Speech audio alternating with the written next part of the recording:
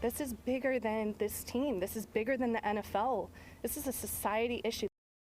Breaking now at 6, D.C.'s Attorney General suing Commanders owner Dan Snyder, the Commanders, NFL Commissioner Roger Goodell, and the NFL. Good evening. Thanks for joining us for D.C. News Now at 6. I'm Chris Flanagan. And I'm Tasmeen Mahfouz. And D.C.'s Attorney General filing a civil suit alleging sexual harassment, hostile workplace, and a coordinated effort to cover it all up. Yeah, toxic workplace, especially for women, and you'll hear from them in our live team coverage tonight.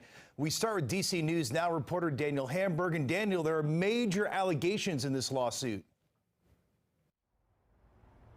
Well, Chris and Tasmeen, the crux of this lawsuit is that D.C. Attorney General Karl Racine is saying that owner Dan Snyder and the NFL both lied to consumers, saying they had no knowledge of toxicity in the workplace. They're using the consumer protection law to sue.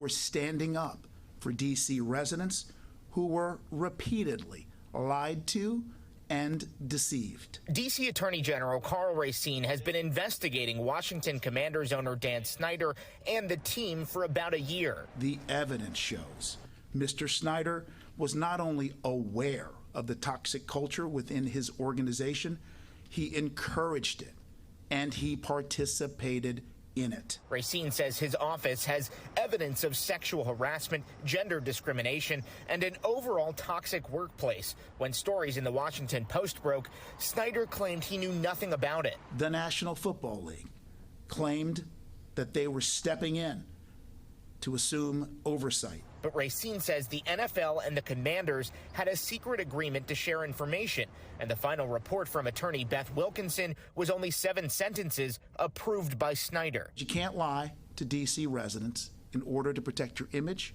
your profits, and get away with it, no matter who you are. But how can D.C. sue for activity that happened in Maryland and Virginia?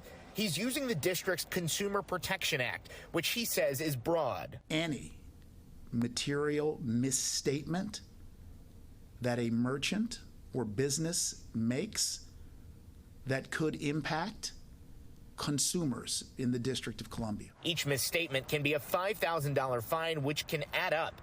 With this announcement, former employees have some hope of transparency. We've risked our lives, our reputations to be a part of this and bring truth to light so that workplaces everywhere, that people don't have to go through what we went through. This is the most significant day of the past 2.5 years for me. An NFL spokesperson says they reject the legally unsound and factually baseless allegations made today by the D.C. Attorney General against the NFL and Commissioner Goodell, and will vigorously defend against those claims. A Commander spokesperson says over 2 years ago, Dan and Tanya Snyder acknowledged that an unacceptable workplace culture had existed within their organization for several years, and they have apologized many times for allowing that to happen. Going on to say, although the lawsuit repeats a lot of the innuendo, half-truths, and lies, we welcome this opportunity to defend the organization for the first time in a court of law. We're live outside of the Attorney General's office in Northwest Washington. Daniel Hamburg, DC News Now.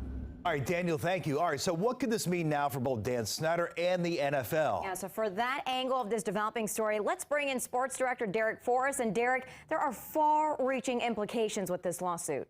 Yeah, the investigation by D.C. Attorney General Karl Racine has far-reaching impact and possibly consequences for Dan Snyder, the NFL, and Roger Goodell. For Dan Snyder, he's obviously seen the writing on the wall after last week's admission to selling the team after years of stating he wouldn't. But now it seems the findings of this new investigation could uncover details not just from the Wilkerson report, but others Snyder has been involved in. Karl Racine mentioned, and I've heard, that there is more stuff coming down the wire soon. Now, whether that's the House Oversight Committee's full exhaustive report and possible charges of either tampering with witnesses or, did Dan Snyder lie under oath? And do they have proof?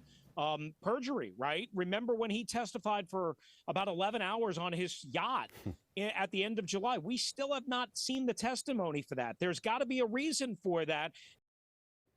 But now it's not just Snyder being investigated. The NFL and Roger Goodell is being called out by Attorney General Karl Racine as well.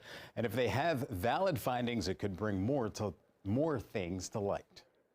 They're getting caught up in the shrapnel, if you will, of this. I'm not saying that they were innocent. Of course, they were not.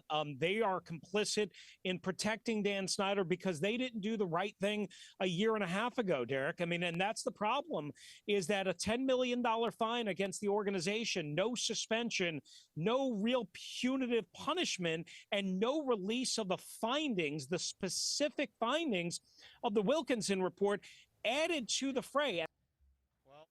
Now, Thursday, Attorney General Karl Racine said we could expect to see more news come from his office next week, which is not good news for Dan Snyder or the NFL. Guys. Definitely not. Derek, thanks. All right, two women who worked with Snyder and the Commanders spoke to DC News Now today. Yeah, our Marielle Carbone joins us now. And Marielle, they say the goal is to make sure no one else has to go through what they went through at their place of work. Yeah, that's the goal of speaking out. Now, the AG said today that Dan Snyder really had a hand on everything going on with the team. And in his lawsuit, he says that employees called him the chief harassment officer, that he demanded that cheerleaders had a specific body type in order to be hired, and that he also sexually harassed female employees himself. So those two women we spoke to, they are just saying nobody else should have to go through something like this, especially in their place of work. Now, all of this information and allegations comes out just, it aligns with the 5-year anniversary of the Me Too movement. And of course, the term Me Too, it became a national symbol for sexual assault and sexual harassment awareness. Now, in the wake of Me Too, 70% of people, they do believe that people accused of sexual assault in the workplace are more likely to be held accountable than before the movement. That's according to a Pew Research Center study. Still, the women want to ensure that a toxic workplace doesn't exist in the first place. This is bigger than this team. This is bigger than the NFL. This is a society issue. The NFL is a microcosm of society, so it's surreal to know that we're watching history and we're also a part of it. So it's kind of like feels like we're in the middle of that tornado. And Imbert says that this really feels like the first step into ensuring that the truth gets out there. She also says that this lawsuit, it feels different than some of the other action we've seen happen with this over the last few years. So she finally feels like this is what could make a difference. Reporting from FedEx Field, I'm Marielle Carbone, DC News Now.